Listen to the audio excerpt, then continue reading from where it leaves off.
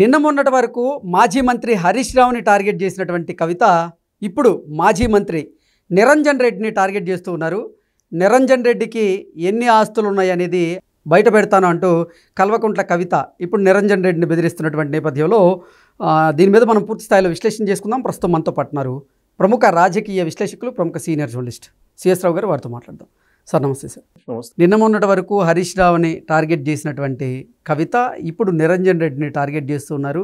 నిరంజన్ రెడ్డికి ఉన్నటువంటి ఆస్తుల చిట్టాన్ని బయట పెడతా అంటూ కూడా కవిత గారు కొన్ని వ్యాఖ్యలు చేస్తూ ఉన్నారు. ఏంటి సార్, దీన్ని ఎలా చూడాలంటారు? బీఆర్ఎస్ పార్టీ వ్యవహారం ఆవిడకి కోపం తెప్పిస్తుంది. ఎందుకనంటే కల్వకుంట్ల కవిత అని అంటే ఇప్పుడు కల్వకుంట్ల కవిత అంటే ఒప్పుకోవట్లేదు బీఆర్ఎస్ పార్టీ. కల్వకుంట్ల ఏంటి, కల్వకుంట్ల సంబంధం లేదు అని చెప్పి అంటున్నారు.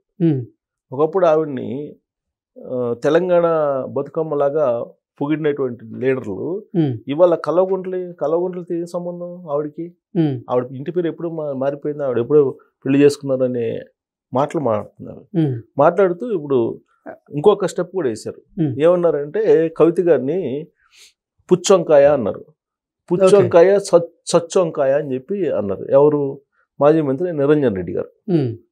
మరి ఒక మహిళని, అందులో కల్వకుంట ఫ్యామిలీ నుంచి వచ్చినటువంటి మహిళని పుచ్చొంకాయ సచ్చొంకాయ అంటే కామ్గా ఉంటారా? అందులో కేటీఆర్ గారి బ్రాండ్ కదా, డాటర్ ఆఫ్ ఫైటర్ అని చెప్పేసి ఆవిడే హోర్డింగ్లు కూడా పెట్టుకున్నారు. తీహార్ జైలు నుంచి బయటకు వచ్చినప్పుడు ఆవిడ కామ్గా ఉంటారా? పుచ్చలు వేసిపోద్ది అన్నట్టు. ఎవరిని? నిరంజన్ రెడ్డి గారిని. ఓకే, అంతవరకు ఓకే. అది పరస్పరం వ్యక్తిగతమైనటువంటి, ఒక రకంగా చెప్పాలంటే ఈయన వ్యక్తిగతమైనటువంటి విమర్శ ఆవిడని చేశారు, ఆవిడ ఇతన్ని వ్యక్తిగతమైనటువంటి విమర్శ చేశారు. పుచ్చంకాయ సచ్చొంకాయ అంటే ఈయనంటే ఆయన పుచ్చలు వేసిపోద్దని ఆవిడ అన్నారు.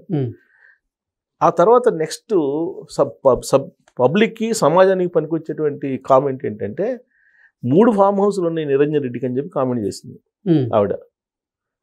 3 ఫామ్ హౌస్లు ఉన్నాయి అని చెప్పి. అంతకుముందు హరీష్ గారికి ఫామ్ హౌస్లు ఉన్నాయి, ఆయన ఆస్తులు వాటి సంగతి బయట పెట్టారు. ఇప్పుడు ఇదంతా వింటుంటే తెలంగాణ సమాజం ఏమనుకోవాలి? ఒక్కొక్కరికి కాస్త ఎన్ని ఫామ్ హౌస్లు ఉన్నాయని చెప్పేసి అనుకోవాలి. ఇప్పుడు కవిత గారే చెప్తున్నారు కదా 3 ఫామ్ హౌస్లు ఉన్నాయి నిరంజన్ రెడ్డి గారికి అని. ఎక్కడి నుంచి వచ్చినాయి అని అడుగుతున్నారు. దాంట్లో మళ్ళీ అసైన్ ల్యాండ్స్ ఉన్నాయని కూడా ఆవిడ కామెంట్ చేశారు. సేమ్ హరీష్ గారి మీద ఏ విధంగా అయితే కామెంట్ చేశారో అదే కామెంట్ చేస్తున్నారు. అంటే బీఆర్ఎస్ పార్టీలో ఉండేటువంటి వాళ్ళు ఎవరెవరు ఏం చేశారనేది చిట్టా మొత్తం కవిత గారి దగ్గర ఉంది. ఆవిడ జనంతో జాగృతి అనేటువంటి కార్యక్రమంలో ఇప్పుడు తెలంగాణ మొత్తం ఆవిడ పర్యటిస్తున్నారు. ఈ కార్యక్రమంలో ఎక్కడికి వెళ్తే అక్కడ టార్గెట్ చేస్తున్నారు బీఆర్ఎస్ పార్టీ లీడర్లని. కొంతమంది బీఆర్ఎస్ నేతలు కూడా అంటే జనంతో జాగృతి అంటున్నారు, కానీ జాగృతి అధ్యక్షురాలు కవిత గారితో అసలు జనమే లేరు అంటూ దాన్ని కూడా ఒక విజువల్ పెట్టి విమర్శలు చేస్తూ ఉన్నారు. ఆవిడ కూడా బీఆర్ఎస్ నేతల మీద విమర్శలు చేస్తూ ఉంది. అసలు ఏంటి సార్, ఏం జరుగుతుంది? ఇప్పుడు ఆవిడతో జనం ఉండకపోవచ్చు ఎట్ ప్రజెంట్, రేపు రాబోయే రోజుల్లో ర్యాలీ కావచ్చు. అవును, అది జనం ఉందా లేకపోయినా ఆవిడ మాట్లాడేటువంటి మాట సమాజంలోకి వెళ్తుందా లేదా? తెలంగాణ సమాజంలోకి ఎందుకు వెళ్తుంది? కల్వకుంట్ల ఫ్యామిలీ అంటే ఆ పార్టీ, బీఆర్ఎస్ పార్టీ అంటే కల్వకుంట్ల ఫ్యామిలీ పార్టీ అనేది తెలంగాణ సమాజానికి బాగా తెలుసు. వాళ్ళ సంపాదన ఎంత, వాళ్ళ ఆస్తులు ఎంత అనేది అందరికీ తెలుసు. 2014 ముందు వీళ్ళ ఆస్తులు ఎంత, ఇప్పుడు వాళ్ళ ఆస్తులు ఎంత అనేది ప్రతి సగటు తెలంగాణ పౌరుడు ప్రశ్నిస్తున్నారు. ఎందుకంటే అందరికీ తెలుసు, ఉద్యమం చేశారు కాబట్టి. ఉద్యమం చేసి ప్రత్యేక రాష్ట్రం కోసం వాళ్ళు ఏం చేశారు అనేది ఇప్పుడు తెలంగాణ సమాజానికి అర్థమవుతుంది. ప్రత్యేక రాష్ట్రాన్ని తీసుకొచ్చిన తర్వాత ఏం చేశారు, ప్రత్యేక రాష్ట్రం ఉద్యమం అప్పుడు ఏం చేశారు అనేది చాలామంది తెలంగాణ ఉద్యమకారులు, తెలంగాణకు సంబంధించినటువంటి పౌరులు ప్రశ్నిస్తున్నారు కదా. ఈవెన్ కేసీఆర్ గారితో స్కూల్ నుంచి ట్రావెల్ అయినటువంటి వాళ్ళు కూడా ఇప్పుడు సోషల్ మీడియాలో చెప్తున్నారు కదా. ఇప్పుడు ఎవరికి వాళ్ళే వీడియోలు పెడుతున్నారు కదా చాలామంది. కేసీఆర్ బిడ్డకి నేను డబ్బులు ఇచ్చానని చెప్పి శ్రీశైలం అదని చెప్తున్నాడు. ఇక్కడికి వచ్చి తీసుకెళ్ళలేదా? యూసఫ్ కూడా అక్కడికి ఏదో ఒక ప్లేస్ ఉంది, అక్కడికి వచ్చి నువ్వు బిడ్డ పెళ్ళికి డబ్బులు తీసుకెళ్ళలేదా నా దగ్గర అని చెప్పి ఆయన ప్రశ్నిస్తూ ఉన్నారు. ఇట్లా అనేక మంది మీరు పాస్పోర్ట్ దుబాయ్ శేఖర్ అని చెప్పి నేను అంటారా లేదా, ఎందుకు అంటారు, ఇవన్నీ అడుగుతున్నారు కదా. సో కాబట్టి తెలంగాణ ప్రజలకి కల్వకుంట్ల ఫ్యామిలీ అంటే ఏంటి అనేది అందరికీ క్లారిటీ ఉంది. ఇలాంటి పరిస్థితుల్లో బీఆర్ఎస్ పార్టీని రన్ చేయడమే కష్టంగా ఉంది. ప్రత్యేకవాదం అనేది వెళ్ళిపోయింది. ఓకే, సో ఇప్పుడు వాళ్ళతోటి ఎందుకు ట్రావెల్ కావాలి అనేది ఉద్యమకారుల్లో ఉంది, ఎక్కువ మందిలో ఉద్యమకారుల్లో. ఇప్పుడు కల్వకుంట్ల కవిత బయటకు వచ్చారు, అసలు కల్వకుంట్ల కాదని చెప్పి ఇప్పుడు బీఆర్ఎస్ పార్టీ వాళ్ళు టార్గెట్ చేస్తున్నారు. బీఆర్ఎస్ పార్టీ లీడర్లు నిరంజన్ రెడ్డి కానీ లేదంటే జగదీష్ రెడ్డి గారు కానీ వీళ్ళందరూ మాట్లాడుతున్నారంటే అక్కడ కేటీఆర్ గారు లేదంటే కేసీఆర్ గారు పర్మిషన్ లేకుండా వీళ్ళు మాట్లాడుతుంటారా? ఓకే, ఎందుకంటే వాళ్ళ ఫ్యామిలీ మెంబర్స్, వాళ్ళు కాకపోయినా రేపైనా ఒకటి అవుతారు, ఖచ్చితంగా ఒకటి అవుతారు. బంధువులని రక్త సంబంధికులు తాత్కాలికంగా ఒకవేళ విమర్శించుకొని దూరం అయినా కానీ ఏదో సందర్భంలో ఒకటి కాక తప్పదు, అవుతారు. ఇలాంటి దృష్టాంతాలు బోల్డ్ ఉన్నాయి. ఓకే, అయినప్పటికీ కూడా ఇప్పుడు జగదీష్ రెడ్డి గారు కానీ లేదా నిరంజన్ రెడ్డి గారు లాంటి వాళ్ళు కానీ కవిత గారిని టార్గెట్ చేస్తున్నారు. ఎందుకు టార్గెట్ చేస్తున్నారంటే కేటీఆర్ గారే వీళ్ళని టార్గెట్ చేయమని సంకేతాలు ఇస్తున్నారు అనేది కవిత గారి అభిమానుల యొక్క వాళ్ళ అభిప్రాయం. ఓకే, సో మరి కవిత గారు టార్గెట్ చేయనా? ఇండైరెక్ట్గా కేటీఆర్ గారిని టార్గెట్ చేస్తుంది. పార్టీని నడపలేదు ఆయన, ట్విట్టర్కి సంబంధించినటువంటి 4 ట్వీట్లు చేస్తే పార్టీని నడపడం కాదు అని చెప్తున్నారు కదా. జూబ్లీహిల్స్ ఉప ఎన్నికల్లో ఓటమి గురించి కూడా ఆవిడ కామెంట్ చేశారు కదా, ఉప ఎన్నికల్లో ఎందుకు ఓడిపోయింది పార్టీ అనేది.